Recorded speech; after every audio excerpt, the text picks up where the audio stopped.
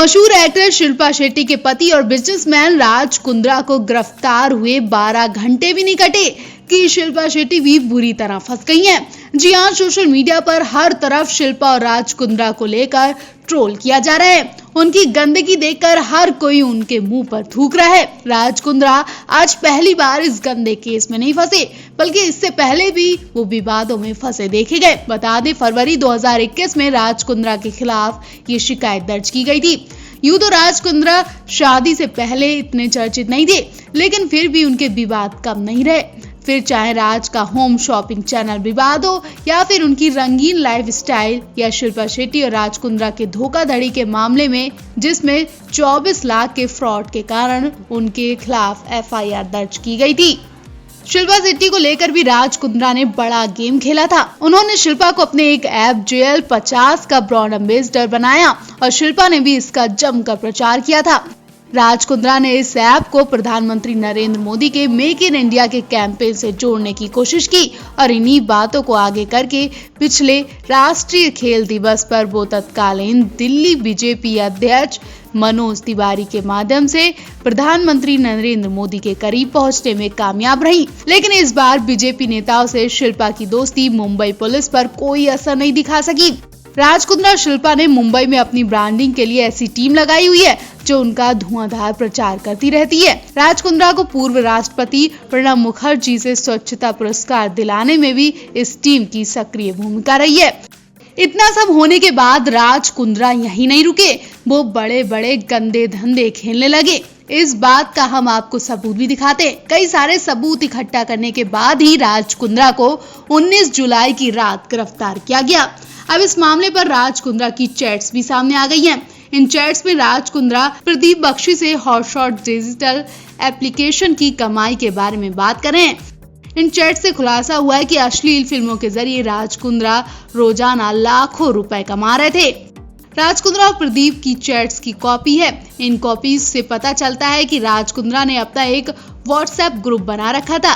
इस ग्रुप के एडमिन भी राज कुंद्रा ही थे। ग्रुप में राज के अलावा कुल 4 लोग शामिल थे। ये व्हाट्सएप चैट अक्टूबर 2020 की है। इन चैट से पता चलता है कि ऐप पर लाइव शो के जरिए 2 लाख रुपए और फिल्मों से रोजाना 4-5 लाख रुपए की कमाई रोजाना होती थी। उस समय तक अश्लील कंटेंट वाले ऐप हॉटशॉट्स के 20 लाख सब्सक्राइबर भी हो चुके थे। बता दें, फरवरी 2021 में क्राइम ब्रांच ने मुंबई में अश्लील फिल्म बनाने और उन्हें ऐप्स पर दिखाने का मामला दर्ज किया था। क्राइम ब्रांच ने आगे बताया कि इस मामले में सोमवार को राज कुंद्रा को गिरफ्तार किया गया। पुलिस ने पिछले सप्ताह 2 FIR दर्ज की और इसमें राज कुंद्रा के अलावा 9 लोग और भी शामिल हैं। बता दें, क्राइम ब्रांच ने सोमवार को पहले राज कुंद्रा को पूछताछ के लिए बुलाया था। उसके बाद देर रात में उन्हें गिरफ्तार किया गया। संजय दत्त का हाल ही में सोशल मीडिया पर एक वीडियो खूब वायरल हो रहा था। इस वीडियो में संजय दत्त अपनी बेटी त्रिशला से जुड़े किस्से के बारे में बताते हुए नजर आ रहे थे। कुछ साल पहले संजय ने अपनी और अपनी पहली पत्नी ऋचा शर्मा के अलग होने पर बातचीत की थी, लेकिन इसके साथ ही संजय ने बेटी त्रिशला के बारे में एक ऐसा किस्सा बताया जिसे सुनकर आप सब हैरान रह जाएंगे। संजय दत्त ने इस वीडियो में बताया कि त्रिशला बचपन में उन्हें पिता नहीं बल्कि कई बार अंकल कहकर पुकारती थी। बेटी के मुंह से खुद के लिए अंकल सुनना संजय दत्त को बिल्कुल भी रास नहीं आया। संजय दत्त त्रिशला से इस बात को लेकर काफी नाराज हुए थे, लेकिन अपनी पत्नी ऋचा पर भी संजय को गुस्सा फूट रहा था। संजय दत्त ने बताया कि वो उस वक्त अपनी पत्नी ऋचा पर इस बात को लेकर गुस्सा हुए थे कि बेटी को गलत बात सिखा रही है। वायरल वीडियो में संजय दत्त ने यह भी बताया था कि ऋचा के माता पिता ने उनके साथ कैसा व्यवहार किया। उन्होंने कहा, जब उनकी पत्नी अस्पताल में भर्ती थी तो ऋचा के माता पिता ने संजय दत्त से कुछ ऐसा कहा जिससे वो काफी नाराज हुए थे। संजय ने बताया कि मुझे याद है कि मेरी वाइफ उस वक्त अस्पताल में मौत से जूझ रही थी और उसके माता पिता मुझसे पूछते हैं, अब त्रिशला का क्या है? मैंने पूछा, उसके बारे में क्या?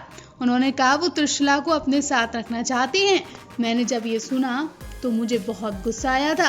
मैंने कहा, आप ऐसा क्यों कह रहे हैं? ऋचा अभी भी हमारे पास है। संजय ने बताया कि उनके माता पिता ने मुझसे ये तक पूछ लिया था कि मैं अपनी बेटी की कस्टडी के लिए अगर लड़ना चाहता हूँ, लेकिन मैं उन्हें जवाब देते हुए कहा, कितना लड़ाई करूँ, अब मैं थक गया हूँ, मैं अपनी बेटी की कस्टडी नहीं चाहता।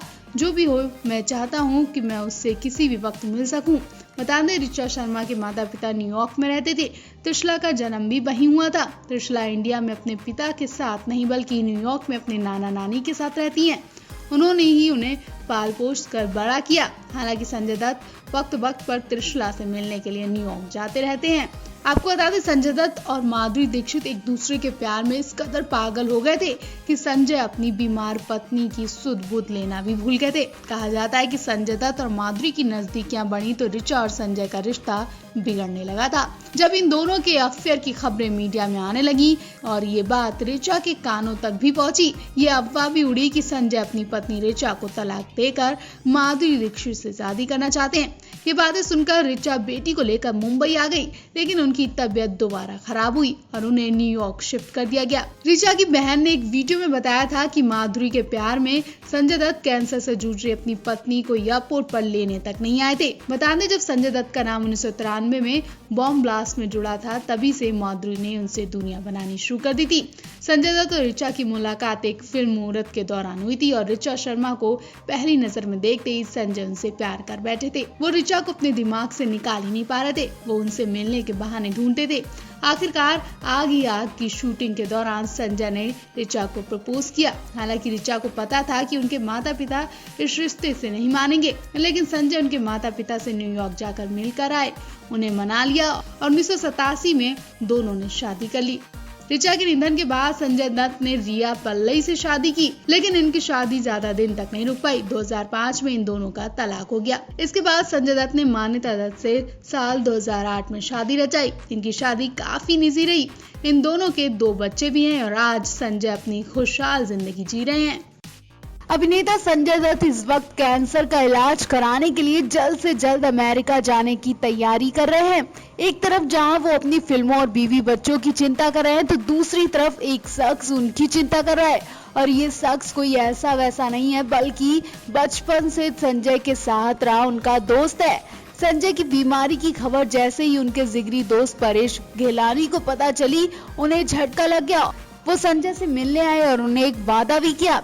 संजय के जिगरी दोस्त परवेश ने उन्हें हौसला दिया और कहा, हमने सोचा था अम्यूजमेंट पार्क को ढक दिया है तो अब ये बंद हो जाएगा, पर मुझे लगता है कि हमने अभी तक उसे बंद नहीं किया था, तो फिर एक और रोलर कोस्टर राइडर के लिए तैयार हो जा। अब एक और लड़ाई शुरू हो चुकी है, ये लड़ाई भी तुमने जीतनी होगी। हम जानते हैं कि तुम बहादुर हो, तुम इसे जीतोगे ही। शेर हो तुम, शेर। Love you brother. Sanjay Dutt की बायोपिक संजू में परवेश घेलानी का रोल विकी कौशल ने प्ले किया था। इसी फिल्म में दोनों की दोस्ती भी दिखाई गई थी। राजकुमार हिरानी के डायरेक्शन में बनी इस फिल्म में संजय दत्त का रोल रणवीर कपूर ने किया था। संजय को इस वक्त अपने इलाज से ज्यादा अपने तीनों बच्चों की चिंता हो रही है। संजय दत्त के 3 बच्चे हैं। पहली पत्नी ऋचा शर्मा से उनकी बेटी त्रिशला, जबकि तीसरी पत्नी मान्यता से दोनों बच्चे शहरान और इकरा हैं। संजय जल्द से जल्द सड़क 2 की डबिंग पूरी करके अमेरिका रवाना होने वाले हैं।